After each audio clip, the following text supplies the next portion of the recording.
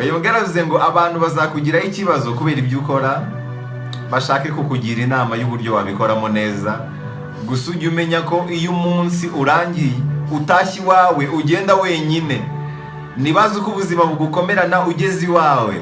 Kubera iki wakumvira umuntu utaragira ahantu yigeza ngo akugire inama y'ibyo ukwiye gukora nawe byaramunaniye? Umuntu byamunaniye kurenga umutaru arakugira inama y'ahantu ugera nkandi. Bimeze bite? Uyu mugabo avuze ngo amafaranga si zo nzozi zanjye, ahubwo ibyo amafaranga akora ngo mbashe kubera abandi urugero, nicyo gisobanuro nyaha. Ubundi amafaranga ntabwo ariyo nzozi. Niba unarota kuba wagira amafaranga menshi ngo ukabye inzozi zawe, uribeshya cyane. Buriya inzozi, amafaranga nibyo yakoze kugira ngo ukabye bya bintu wiyumvagamo. Niba waratekerezaga kuba umuntu runaka, icyo amafaranga yakoze kugira ngo ugere kuri izo ntego, icyo nicyo gisobanuro cy'amafaranga, kandi ku bakire benshi bagiye babitangaza. Uyu mugabo avuze ngo nta gitangaza kirimo igihe cyose uri mu bushorishori, ntuzitege kugira abanzi baciriritse. Urwego uriho ni rwego rw'abanzi uzagira. Nta gitangaza kirimo igihe cyose uri mu bushorishori, abanzi bawe bazaba ari abanzi bakaze. Ntuzitege abanzi ba fake, abanzi baciriritse. Urwego uriho rujyana n'abanzi uzagira. Nawe se nta kintu ufite, uhora uvuga ngo ufite abanzi bawe baraciriritse. Ubu ni Kanye West wabivuze. Uyu mugabo yaravuze ngo nunyereka ko utankunda, mfite igisubizo cyoroshye cyane, nzikunda kurushaho. Ndi mwiza uhari cyangwa udahari, ntabwo nsanzwe turi kumwe cyangwa tutari kumwe. Nunyereka ko wihugiyeho, nzakwereka ko nanjye nikunze kurushaho. Ko niko ubuzima bugomba kuba bumeze. Hanyuma yaravuze ngo duseka kugira ngo tutarira, ibitwenge biruta imiborogo. Ubu ni bwo buzima. Ni bya bindi mbona mbabwira ngo isi niguha impamvu 100 zo kurira, ujye ubereka ko ufite impamvu 1000 zo guseka. Uko ni ukuri. Kanye West yaravuze ngo ujye umenya urwego uriho, kubera ko ab'isi buri gihe bazahora bitwara nk'aho bagukorera ibyiza kurusha uko bo babyikorera. Icyo ni ikinyoma, ntukishinga ab'isi. Abakujyana hariya na hariya na hariya ntukabishinge. Ujye umenya urwego uriho. Buri gihe bazahora bakwereka yuko bagukorera ibyiza kurusha uko bo babyikorera. Ntabwo bibaho. Ikunde, kubera ko nta muntu uzagukunda kurusha uko wazikunda. Uyu mugabo avuze ngo iteka abantu bazahora bakubwira ngo ujye uca bugufi. Kubera iki? Kuki batakubwira ko udasanzwe, kurenze, kuri isi, kuri igitangaza? Ibyo nibyo ukwiriye. Ntibagahore bagucisha mu make kubera ko urashoboye kandi urarenze. Uyu mugabo avuze ngo ikintu gikomeye nabonye kuri iyi si, kinahenze kurusha ibindi byose kuri iyi si, ni igihe. By'umwihariko igihe umarana n'umuryango wawe kirahenze cyane. Igihe kirahenze. Uyu mugabo avuze ngo nta mpuzandengo y'ibyishimo ibaho. Sinyankunda ibitekerezo by'abantu bambwira ngo tujye kwinezeza, tujye kuryoshya. Ibigushimisha bishobora kuba atari byo binshimisha. Ibindi byose biba ari ikigare. Yaravuze ngo ndi ikiremwa muntu, nanjye ngira amahitamo, ndakosa nta nubwo nubahiriza igihe. Sinagira imvugo inyura buri wese, ariko icyo maranira buri gihe ni ukuba umwimerere. Ntabwo ndi nyamugiye iyo bigiye. Uyu mugabo yaravuze ngo niba waragize amahirwe yo gukina uyu mukino w'ubuzima, ugomba gufata buri segonda ryose uhumetseho nk'aho ari ibihe bidasanzwe. Buri munsi wose ni umwihariko. Ntugategereze umunsi uri special. Abantu benshi bategereza iminsi y'imyihariko, ngo yagize isabukuru y'amavuko, ngo habaye bonane, ngo habaye noheli, hagiye kuba Saint Valentin. Buri munsi wose ugomba kuba umwihariko. Ujye unezererwa nk'aho ari wo munsi mukuru kuri wowe. Buri segonda ryose urinezererwemo nk'aho ari ryo segonda ry'umunsi mukuru kuri wowe. Niba waragize amahirwe yo gukina uyu mukino w'ubuzima, buri munsi wose ni umwihariko. Hanyuma uyu mugabo avuze ngo iyo biza kuba atari impamvu ifatika, n'uba warabayeho. Kuba uriho ni ikimenyetso kigaragaza ko uriho kubwa impamvu kandi isobanutse. Kanye West yaravuze ngo niba umuntu akubwiye ngo oya, ntibivuze ko utagomba gukora icyo bakubujije, ahubwo bivuze ko ugomba kugikora abakubwiye oya mutari kumwe, ugomba kwigira nyine, wakwibura ugapfa. Kuba bakubwiye oya ntibivuze yuko ugomba guhagarara.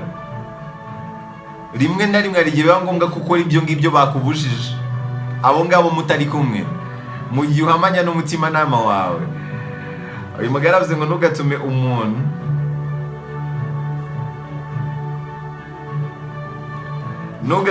umuntu ibi ngibi byenda kumera nka biriya navuze haruguru. Niba umuntu nta na kimwe arabasha gukora, arakwiye kuko ukwiriye gukora ibyawe gute. Ubu ni Kanyawezi yaravuze kandi ngo ntangano y'amafaranga uzabona ashobora kuzagura amahirwe ya kabiri. Kabone nubwo buri kiremwa muntu cyose gikwiye ayo mahirwe, ariko ntangano y'amafaranga uzabona azagura amahirwe ya kabiri. Niyo mpamvu amahirwe yose ubonye yabyaza umusaruro. Hanyuma yaravuze ngo ujye urinda igihe cyane, ibindi byose byakongera bigakorerwa, ariko igihe ntabwo bishoboka. Amafaranga wahombye yakongera akagaruka ukayunguka, ariko ntushobora kugarura igihe cyagiye.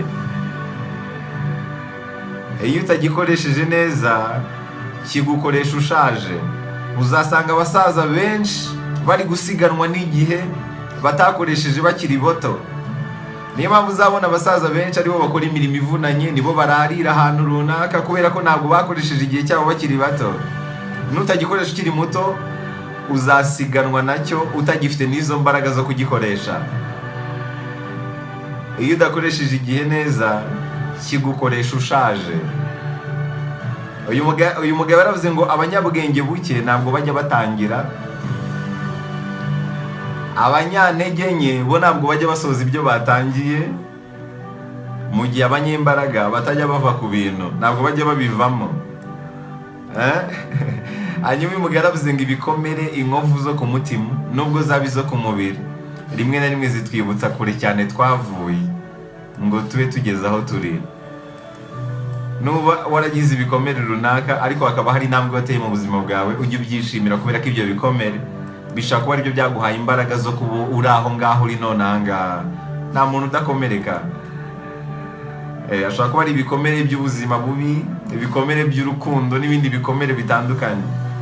Urwo ni urwibutso rukwereka ko hari ahantu wavuye n'ahantu uri, ntukajye ubyinubira. Hanyuma yaravuze ngo nta kintu na kimwe wageraho kuri iyi si hatabayeho ibitambo. Gishobora kuba igitambo cy'igihe, imbaraga, kwiyuha kuya n'ibindi. Buri kimwe cyose usimbuka muri uru rugendo ni igitambo cy'intego n'inzozi zawe. Uyu mugabo yaravuze ngo aho iyi si igana biragaragara neza ko kugira ngo utsindire intebe yawe bizagusaba kuyirwanira, bizagusaba imbaraga. Hari umwanya wawe wakabaye urimo, ariko uwo mwanya urimo undi muntu kuko yahatanye kukurusha. Impamvu uri mu mwanya utakabaye urimo ni uko uru rugamba rw'isi rusaba imbaraga, rusaba guhatana.